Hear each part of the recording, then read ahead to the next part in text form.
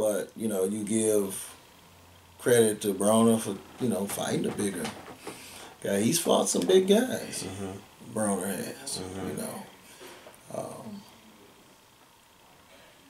He's just sort of in a dilemma now at that 47 and 40, you know. But his last fight, you know, he had to fight to win that fight. Yeah. You know, that His other kid, sack drops. yeah, but he stated that before the fight happened. So, you know, he did not minimize that kid. What was the kid's name? Granados. Granados, yeah. And see, Granados' coach, he's got some bad cats out there in Chicago, man. That other kid he has is tough. Which one? I want to say his name is Eddie. It's 140-pounder. He just fought Ronnie's kid, Ryan Martin Cowboy. They call him Cowboy. Tough kid Ronnie Shields has. Is his name Ryan? I want to say Ryan, but yeah, Eddie's kid came back in the dressing room and said, man, that kid was tough. He said, I thought I could take him out. He said, but every time I get a good shot through, man, the kid would come right back. He said, or grab me. He said, when he grabbed me, I felt like I was in a vice, like he had a python on him. So he literally taking the air out of me when he grabbed me, you know. Yeah. He said, man, my shoulders hurt. But he, you know, he's a tough kid. And Ronnie's kid, that was a good fight. Yeah. That was a really good fight, yeah. But Granados had a real tricky plan, all that in and out and around. You know, that made you have to be alert every second of every other round. You know, the strategy that they had. You know, and it was a good fight. Yeah. It was a good fight. I think it was a good fight for Adrien. Yeah, I think a lot of times, you know, fans don't give fighters enough credit if they don't recognize the name. Right. You know, if they're Granados, who's that? Oh, he's a bum. You know, like they're quick to label fighters without actually knowing if they can fight, how well they can fight. Exactly. Even the guy that Peterson fought that night, David Avanesian, who fought Shane Mosley. A lot of people looked at him like, man, he was going to be a pushover. Right, and he wasn't. And I mean, Lamont won the fight. Yeah, you know, Lamont won the fight, but you know, he had to work. He had to show I'm Lamont. Right. To win that fight. Right. Anything else he would have showed, it would have been a tough fight. But, you know, he was Lamont. Right. So he knows what to do in a fight like that. You know, he's skilled in those types of fights. Yeah. So, and he, you know, looked like he was really enjoying himself. Having a good time. You know, and he looks well at 47. He does. You know, he looks nice and strong at 47. So you have to put him right there. You know, anybody who fight Lamont, you know you're not going to get nothing but a fight. You know, you're not going to have no cakewalk. Yeah, how important is it, just because you mentioned Lamont at 147, I know you've got Mario fighting at 140 now, so how important is it for guys to fight closer to their natural weight as opposed to sucking down to try and get that advantage? I mean, do you find that they're better off fighting closer to their natural weight? Well, Mario's young, so he's still growing. You know, when I first met him, he was 5'11", and he was fighting at 130. Now he's 6'1". So why would you take him to 130 when he's growing? Right. You know, so he's much stronger at 140. Now he hasn't got that settled strength yet, and I'm in no rush with him.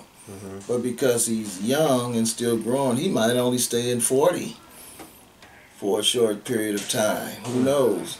But when you're through growing, now you can settle on the right weight class also. You know, I think when you start hitting at 29 and 30 years old, it shouldn't be about you having to lose more than 10, 12 pounds. It shouldn't be about that, because you're hurting yourself. You know, you're hurting yourself. And guys who gain 20, 25 pounds in between fights and keep hitting the weight, yeah, in your early 20s, you can get away with it, but not later on. So, once again, skill comes into that equation. If you have skill, you can fight at a weight that's most comfortable to you. If you don't have skill and dependent on your size to win fights for you, you're gonna have a problem. You know. I saw him working out earlier today. Yeah. He looks. Oh, stronger. He's very strong. Yeah, and he feels strong. You know, and you know, he's learned how to eat properly. You know, I have a chef for him who cooks him all organic food, and I tasted some of that food too. By the way, it's very good, delicious, man, and just as organic and you know, when he first came here, he was a junk food eater. You know, pizza, taco. You know, and he told me after he fought last that he went to celebrate that night. I forgot what he told me. He had pizza and maybe some Mexican. We got sick. His system was so in tune to that organic food, he went right back to it because he knows how it made him feel. But I believe he's going to be a superstar. But it's not a rush.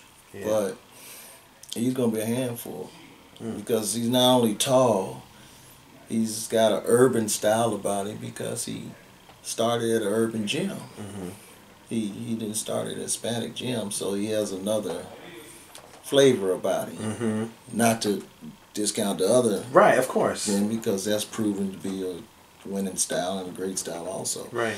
But I prefer the style that he has because of his height and his reach. You know, you don't want him to sacrifice that. So he can really punch with both hands, and his punching power is coming on more and more and more. I caught the pass with him last week. He just came in last week. It's even increased more. Wow. You know, I mean, he can really punch, and he's sharp. He's he's very sharp and accurate. So, being 20 years old and you got the guys at 140, they're men. So, it has to be the right time. To see Adrien, to see Crawford, Postal, people of that caliber. So I think by the time he's ready, it's still going to be a talented division. By then I expect Robert to move up, Easter, Mikey Garcia. Lomachenko might even be at 40. True. Who knows? Yeah. So he's got some real good competition and killers to look forward to, and we just want to make sure that he's ready for that. So it's no rush on him. Yeah. No rush at all. I think I don't know how many amateur fights he had, maybe 50, something like that, before he turned pro. But once again, he's a good, solid kid who wants to learn, who very polite, very disciplined. Yeah. Very disciplined. So with the skill that he has, the bar is set high for him. But I believe that he's going to be a superstar.